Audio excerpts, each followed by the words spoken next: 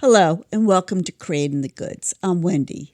Today's project is actually a concept that I have been wanting to try for a while, and I finally decided to test it out today.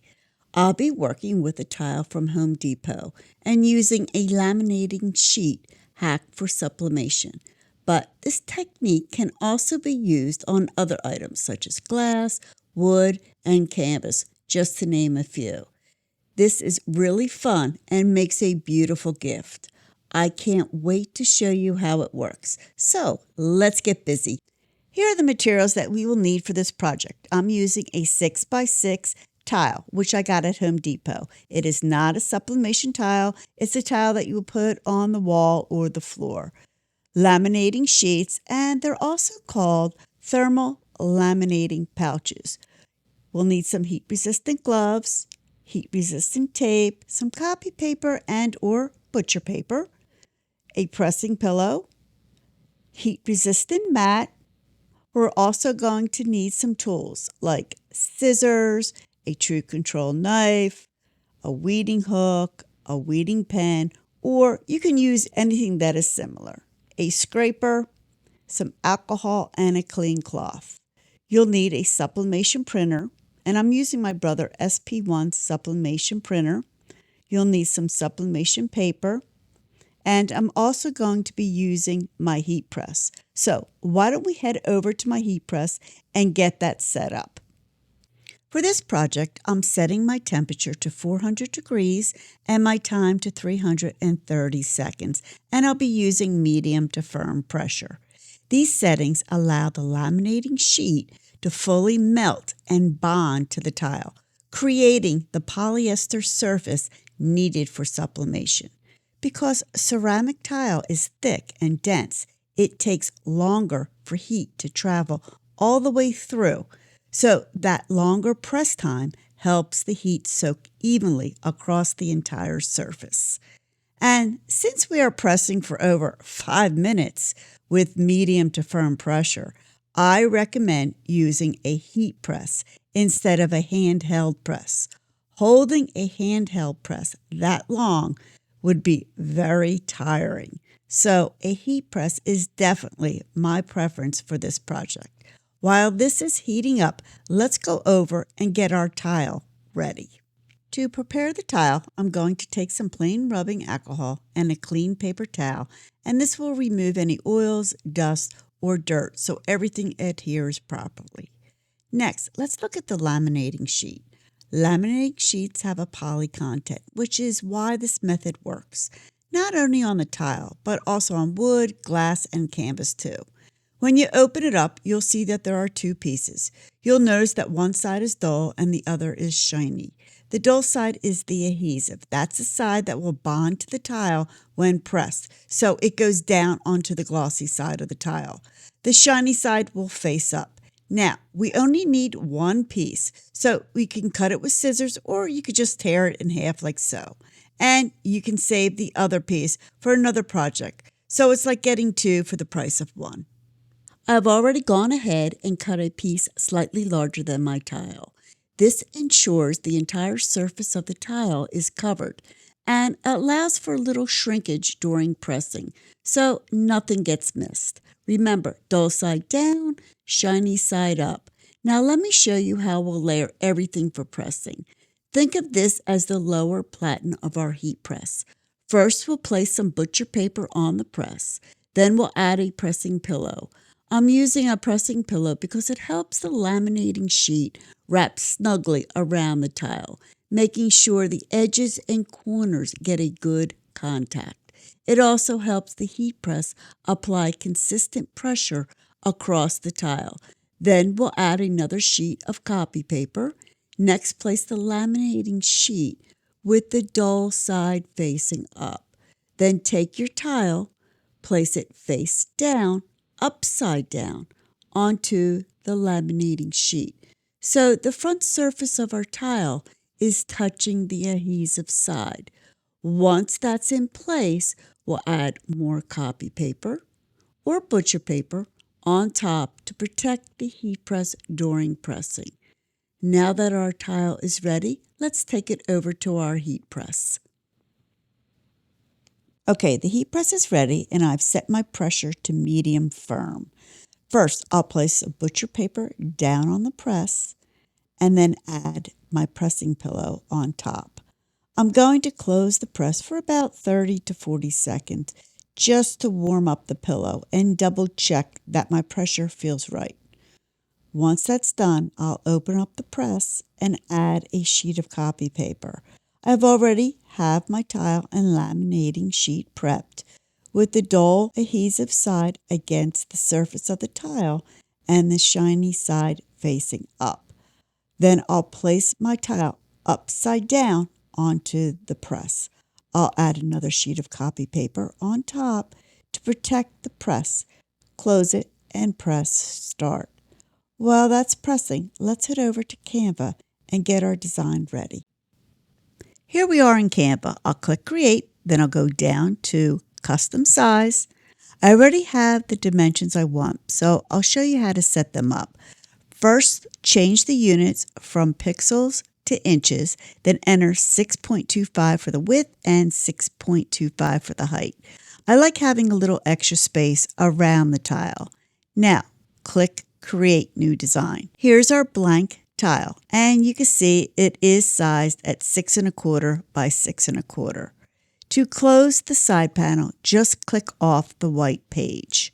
The design I'll be using today is from Creative Fabrica. I just thought this was so pretty, and I want to see if it really looks like crochet when sublimated. I've already uploaded it, so let's go back to Canva. I'll go over to the left and click Uploads. And here it is. I'll click on it and add it to my page. Then I'll click the arrow to close the side panel. I'm just going to size it down slightly using these sizers. And that looks good. Now I want to add a couple of elements. So I'll go over to the left and I'll click Elements. And since it's close to Valentine's Day, I'm going to search for love frames. I'll click on Graphics, and you could also click Graphics first and then type in your search. Some frames require Canva Pro, which I do have, but I want to show you that there are also many free options. So let's come up to the top and scroll over to Price. Click on that and then select Free. Now you can see all the free frames. Now I do have one in mind, so I'll scroll down and here it is, a pretty gold heart with smaller hearts around the sides. I'll add that to my page and use the corner sizers to fit it nicely around my design. I want to add one more element, so I'll go back over to Elements and search for Hugs and Kisses. There are quite a few options, but I did play around before filming and saved one that I want. So I'll come over here and I'm going to scroll down to where it says Starred. And here it is. I'll add it to my page and I'm going to angle it slightly and size it until I like how it looks. And that looks great. Now, I don't want a white background. So I'm going to click on the page and bring up the background color option. I'll choose Add a New Color. Then move the selector around until I find a soft pink that I like. And I think this looks perfect. Next, I want to center everything. So I'll click Position. Then I'll select the gold heart and send it to the back so I can access the other elements. I'll hold down the Shift key on my computer and I'm going to click the yarn design, the XOXO, and then the gold heart. And then I'll just click Group. Finally, I'll click Center. Now our design is centered on our tile. And once you're happy with how everything looks, you can save your design. So I do like everything. I'm just going to go up to the top and I'm going to name mine Valentine Plaque. Now we are ready to download our design. So I'll go up to the top and I'll click Share. I'll click on Download. Then I'll choose PNG and then again click Download. I am printing from my computer, so I'll go up to File and select Print. I'm using the Brother SP1 sublimation printer. One copy. Color. Printing. Paper size is at 8.5 by 11. Auto rotate is on, and that's fine. I'm just going to leave it as so. This part is very important. Make sure your scale is set to 100%. If your prints come out too small or too large, this is usually the reason. You need to make sure it's set to 100%. For media and quality, I'm setting my paper type to transfer and the print quality to normal. Next is layout, and this is also important. I'm going to toggle on flip horizontally so our design mirrors correctly for sublimation. And now we're ready to print. Now, while our design is printing, I also want to give you a quick update on the Brother SP1 sublimation printer. I've had this for a while now, and I absolutely love it. The colors are vibrant, and it performs its own maintenance, so I don't have to worry about clogs.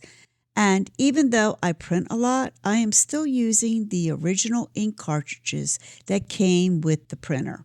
I did create a full unboxing and setup video for the Brother SP1, so if you'd like to see that, I'll have that linked below. I'll also list the printer along with everything else I am using for this project in the description box down below. All right, our press just finished, so let's go ahead and check on our tile. I'm going to open the press carefully using my heat-resistant gloves because everything is very hot. And you can even see from the copy paper just how much heat this process uses. The paper is very hot and almost looks scorched. Here's our tile, and yes, it's also extremely hot. So I'm going to take it over to my craft table so we can get a closer look.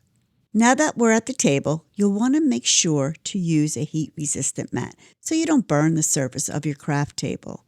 Here's our tile, and you can see we do have a few bubbles. That can happen. So first I'm going to take my scraper, and I do recommend using a firm scraper like the one I am using here, not a soft rubber one, because rubber tools can melt on a surface this hot. I'm going to gently smooth the bubbles out, directing them towards the edge of the tile. Okay, and that took care of most of them. But for any stubborn bubbles, I'm just going to take my weeding pen and carefully poke a tiny hole. Then go back in with the scraper and smooth everything out again. You really want to take your time with this step while the tile is still hot and workable. This is looking really good. I'm just going to use my thumbnail to finish smoothing everything down. All right, and that looks great. Now, I'm going to let this cool for about 30 minutes. I want the laminated surface to fully harden, so it's easier to trim away any excess film around the edges. Plus, it's very important that the tile is completely cool before we apply our design. If the tile is still hot, the ink can activate too soon, which may lead to poor sublimation results. So I'll let this rest and I'll meet you at the next step. Okay, our tile is completely cooled and the laminating sheet is nicely adhered to the tile. Here's our design, which I've already cut out. Now you'll notice that the colors look very muted and dull, which is very normal.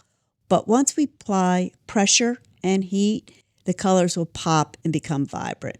But before we apply it to our tile, I need to trim off the excess film around the tile. I'm using my True Control knife, but you can use whatever you have on hand.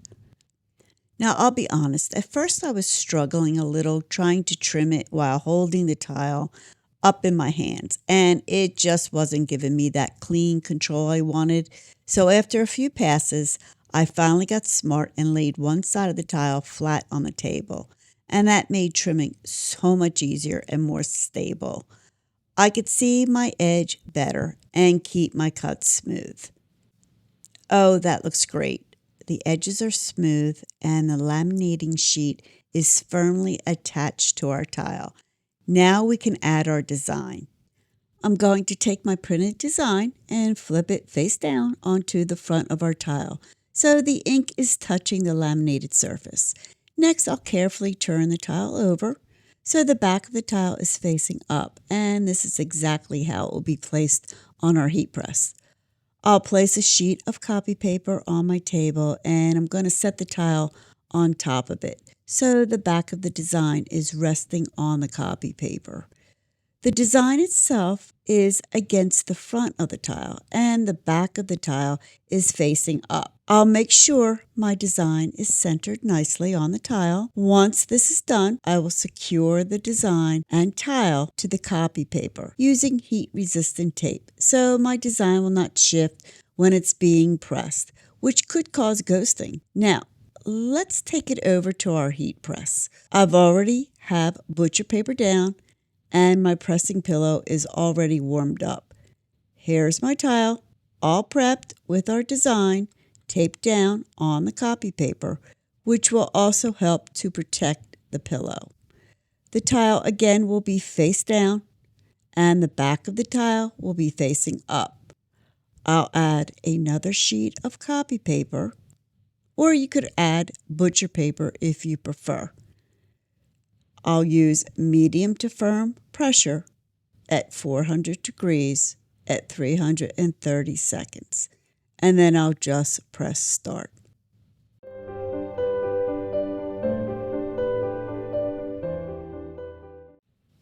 Our press just finished and I'm opening the press carefully. With my heat-resistant gloves, I'm going to remove the copy paper. And I'm also going to let the tile sit for a minute so it can cool slightly and the sublimation can fully set and settle into the surface. If you peel too fast while it's scorching hot, you risk ghosting or blurring that crisp image we want. Okay, let's see what we have. I'm taking my weeding hook and I'm going to gently remove the heat-resistant tape. I'll be working carefully around so I don't scratch the finish. Now, are you ready? Let's remove the sublimation paper. Oh, wow. Just look at that. That looks absolutely beautiful. The colors are so vibrant. And the detail. It does look like crochet. What do you think? And here's the sublimation paper. You could tell there's really no ink left on the paper, which means it's sublimated really well. Here's the final results, and I did notice a few small white spots. That usually happens from tiny micro bubbles that were trapped under the laminating sheet during the first press. When that happens, the heat and ink can't fully reach those little areas, but honestly, they're very minor, and they don't take away from the overall design. The XOXO has a shadow, and that is actually part of the design. I think it turned out really well. Now, this is a last-minute decision. I want to add something to the back of our tile to make it look more finished and complete. You can use things like cork, felt, leather, whatever your heart's desire. I'm going to use this burlap that I already had in my craft stash. I've actually already measured and cut a piece to fit the back of our tile perfectly. This specific burlap is by DCWV. And if you're interested, I'll list it in the description box below. I'm just going to apply a good amount of hot glue, and I'm going to be working quickly but carefully. And then I'll just press our burlap right onto the back, smoothing it out. Look at that. It's beautiful. It just looks so much more complete and finished now.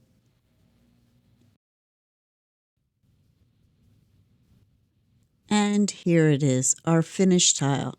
And I have to say, I really love how it turned out.